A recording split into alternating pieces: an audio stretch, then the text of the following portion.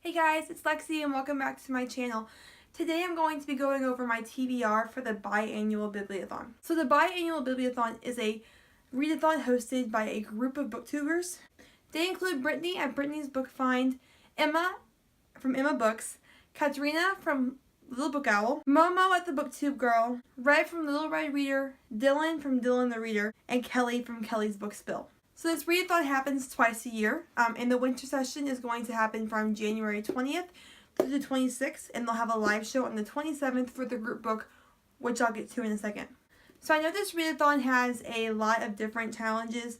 Along with the reading challenges, they have video challenges, blog challenges, Instagram challenges, and all that good stuff. But this session, I'm only going to really be focusing on the reading challenges. There are 7 different challenges, and I have 7 books here, one for each challenge. With this readathon, you are free to double up on books, but I thought I would do 7 to kind of give myself more options, even though I know some of them could cross over into other challenges. So the first challenge is to read the group book, and that is Other Worlds by Jason Segall and Kirsten Miller. I actually just hauled this book, and then they announced it as a group book, which was great because I already had it. So the synopsis for this book is pretty vague. All I know is that it involves some kind of virtual reality type game where you can go into. It's run by some really big corporation. I'm getting a bit of a dystopian vibe, and I'm really looking forward to trying it out because I don't know a lot about it. But one of the authors, Jason Segall, is actually Marshall from How I Met Your Mother. And I really enjoyed that show, so I'm interested to see how he writes as well. The second challenge is to read a sequel, and for that I chose The Wide Window by Lemony Snicket. This is the 3rd book in the Unfortunate Events series. I read the first 2 last year, and I refused to watch a TV show until I read the first 4 books that it's based on. So I'm really wanting to get through those so I can finally watch the TV show on Netflix that everyone already has. If you don't know what the series of Unfortunate Events is about, it's about 3 siblings, Violet, Klaus, and Sunny, who were orphaned and left into the protective care of their uncle. Is he even their uncle? Distant family member, Count Olaf. I'm not sure.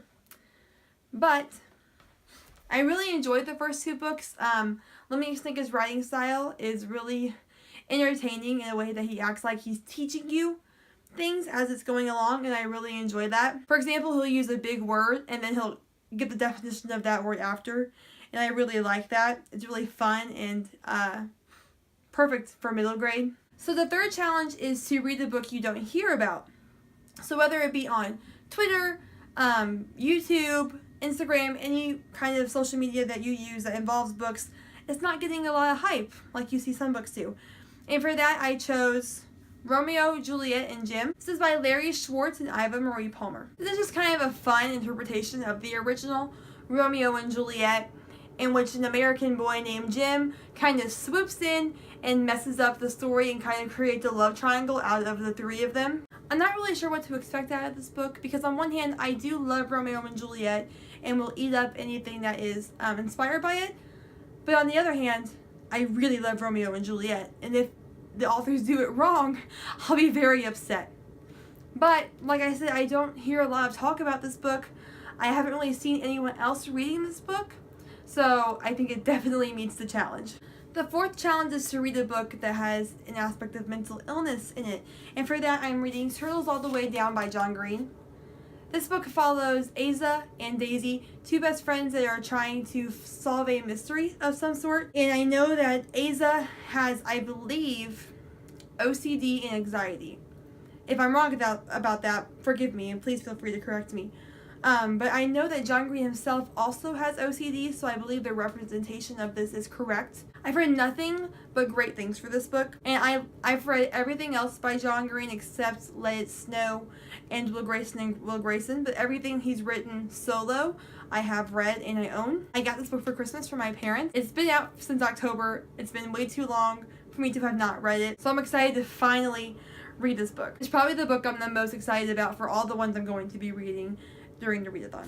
So the next challenge is to read a book that was mentioned in another book, movie, or TV show, song, some form of media. And this one was really challenging for me. I had a few options. I was torn between a Shakespeare book and doing a reread of Animal Farm because I know that one's really short, but I already read it twice, so I didn't really want to read it again. But I finally settled on Alice's Adventures in Wonderland by Lewis Carroll. I've never read this book. I never was assigned it in school, like a lot of people were. But I absolutely love the Tim Burton edition of the movie. This is a book I've been meaning to get to for a really long time. I also know it's going to be a really fast and easy read for me, so it's really good for a readathon. So I'm excited to finally get into it. The next challenge is to read a book that's under 200 pages. And for that, I chose Every Heart a Doorway by Seanan McGuire. It comes in at 169 pages. So this book is really interesting to me. It's about a group of kids that live at their group home, and all of these kids have came back from fantasy worlds they were sucked into, whether it be through a rabbit hole like Alice was, or through a wardrobe like the Children in the Chronicles of Narnia. Everyone has previously been sucked into a world they weren't from and have come back, and that's supposed to really mess with them and change them, as I'm sure it would. But besides that, I don't know much else about this book, but the concept alone is enough to get my attention. This book is another one that's taken the internet by storm. It's gotten a lot of high praise, good reviews, and I'm really interested to see if I love it as much as everyone else. The last challenge is to read a backlisted book, and that's just a book that came out before the current year. And for that, I chose The Miserable Mill by Lemony Snicket. Reading this will help me fulfill my goal of reading the first 4 in the Unfortunate Events series, and I'll finally be able to watch the show. So I'm excited to get through those and watch it because I love Neil Patrick Harris. So that's all I have for you today. That's my TBR for the biannual Bibliothon. I hope you enjoyed this video. I'll be sure to leave all of the books that I mentioned in the down bar, as long as the YouTube channel for the biannual Bibliothon. If I didn't explain it well enough and you have any questions about the specifics, it'll all be on that channel. The live show I mentioned in the beginning of the video will be over the group book Other Worlds. And that's on Saturday the 27th. If you'd like to follow me on any social medias, I'll also leave my Twitter and my Goodreads down in the description. And I'm new on BookTube, so please like, subscribe, comment. I'd be thrilled to hear what you have to say. Thank you and have a great day.